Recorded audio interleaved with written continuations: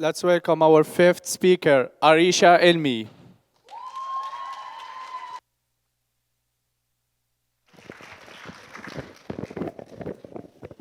I would like everyone here to take a look at the image in front of you and ask yourself why I would be outraged looking at this picture. This image is an advertisement for a fairness cream that has a slogan that within 1 day of using it, you're 2 times more fair. For some reason, there's this unspoken agreement among all of us that being more white, being more fair equals to being more beautiful or even worthy. The man in this advertisement goes through a transformation where only one thing changes, and that is his skin color, and that is what we call colorism. A concept that may not be familiar to many of us here, but broadly across South Asia, including my homeland, Bangladesh, this pervasive mentality has seeped into our society's values. But what exactly is colorism? It's important to distinguish it from racism. While both stem from discrimination, colorism specifically refers to the prejudice and discrimination faced by those with a darker skin tone. While racism, on the other hand, is broader, encompassing the belief that some races are superior to others. You might ask yourself, how did we come to embrace such a divisive view? The roots of colorism stretch deep into history, with colonization playing a huge role. Colonization, especially by European powers like the British in South Asia, has embedded colorism deep into our societies by associating light skin with higher social status and privilege. During those times, individuals with lighter skin often received preferential treatment in areas such as employment, education, as well as social recognition, reinforcing the notion that light skin was superior. These colonial attributes left a lasting legacy, making Eurocentric beauty standards and light skin the social norm. While these attributes are far from over and not gone to this present age, we still must overcome it. It affects areas of our lives such as marriage, education, and social standing, demonstrating the enduring challenge of having to overcome these deep-rooted prejudices. Today, the repercussions of colorism are profound and far-reaching. For instance, in employment, many studies have shown that in countries like America and others, women with lighter skin tones often receive higher salaries than their darker counterparts. Additionally, a new report from The Catalyst found that women from marginalized ethnic and racial groups are 51% more likely to experience racism in their current workplace. But for women with a darker skin tone, that number can go as high as 69%. But this bias extends beyond the workplace, affecting other areas of life, such as healthcare.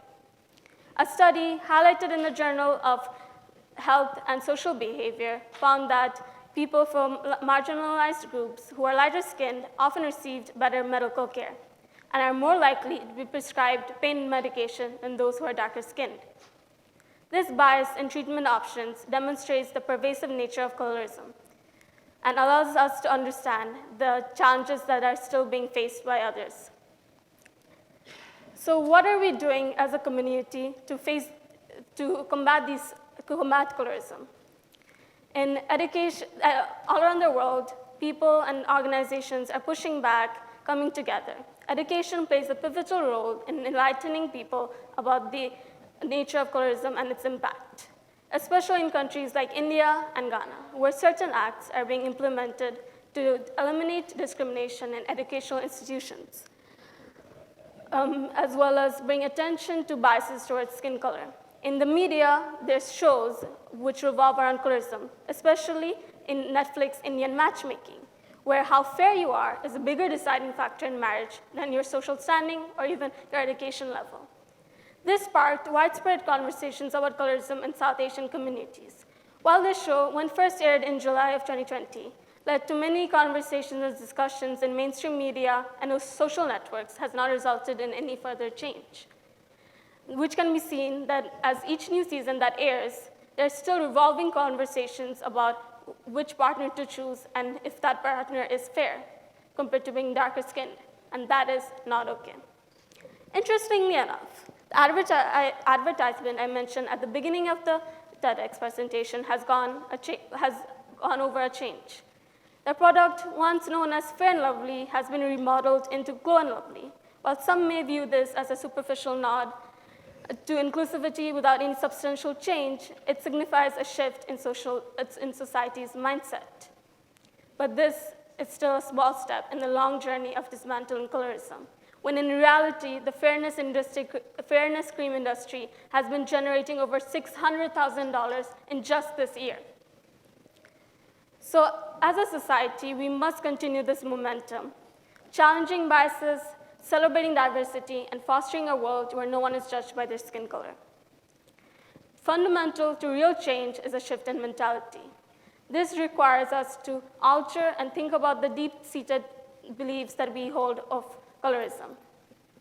By only transforming the way we think about and perceive skin color, can we dismantle the structures that uphold these biases.